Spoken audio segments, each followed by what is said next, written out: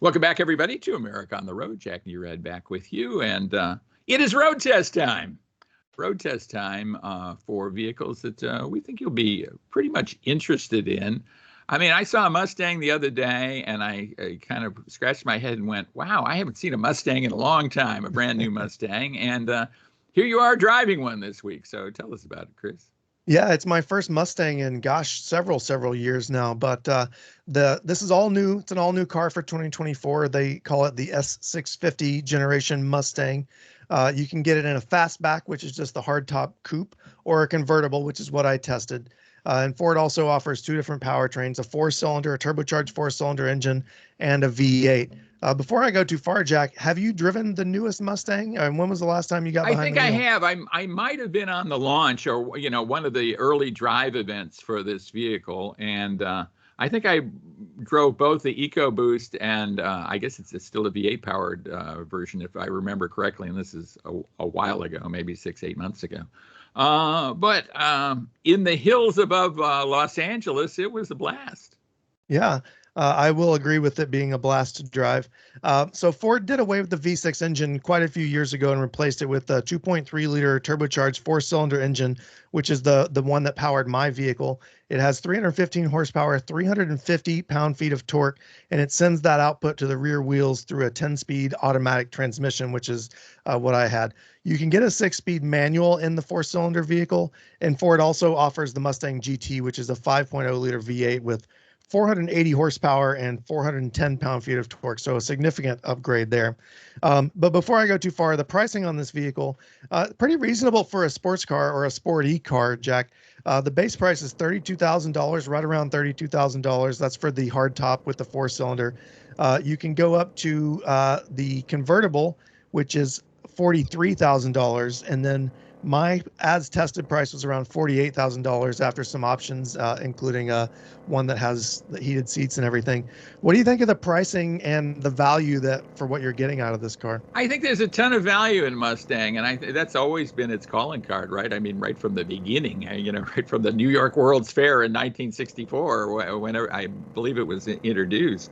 And it has remained true to that. And amazingly, the styling has remained pretty true to that, too. I mean, you'll occasionally see a very early Mustang on the road, and you go, the new one looks kind of like that. And I still think the value is very strong.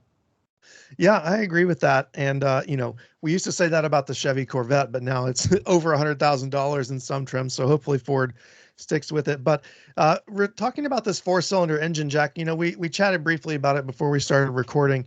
315 horsepower, 350 pound-feet of torque. Those are stout numbers for a four-cylinder engine. This is not a terribly large and heavy vehicle either. So, you get quite a good romp out of it when you put your foot down. Ford claims a 5.5 second 0 to 60 time, and my butt in the seat dyno feel here tells me that it's probably about right. It feels just a little bit slower than my GR Corolla, which is rated at 5 seconds. So we'll just say that. The 10-speed automatic here, it is fine, but I will tell you that like Ford's 10-speed in its trucks and everything else, it searches for gears a little bit, especially at lower speeds, trying to conserve fuel economy. So it's searching to go up in gears and get you where you want to go. But, otherwise, especially under heavy throttle, it's very responsive and it works well. My only real problem with the performance in this vehicle is the sound. And this is what I brought up to you before we got on the air. Right. It's obnoxious and it's loud. For a four-cylinder, it just doesn't hit me in the right way. What do you remember about the sound of this car, and what do you think about it? I think the sound didn't offend me, but it didn't excite me either, right? I mean, it was one of those things where, I like the V8 burble, right? I mean, that's kind of what you feel about this thing. And you're never going to get that from a turbocharged four-cylinder. It's just going to be, unless they pipe in a different kind of sound. Yeah. I think a better setting for me would be to have a quieter normal mode and then maybe a valve that you could open up in sport mode and then make some noise. But maybe that's just me. Inside, this vehicle comes standard with cloth upholstery. Mine had an option that came with leather and heated seats. You get 4 seats in this vehicle, Jack, but I will tell you that the back seats, even for my 7-year-old daughter, just in a booster seat, they're not the most comfortable, and the person in the front seat's going to be shoved into the dash if they're, anywhere above, I would say 5.5 feet taller. So other than that, the front seats are very spacious. They're nicely padded. They're very wide.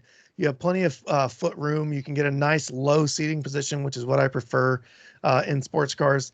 And visibility in that position for me is just okay. The car's belt line is pretty high, and it can feel a little bit like a cave in the convertible, especially because when you have the top up, it is very dark.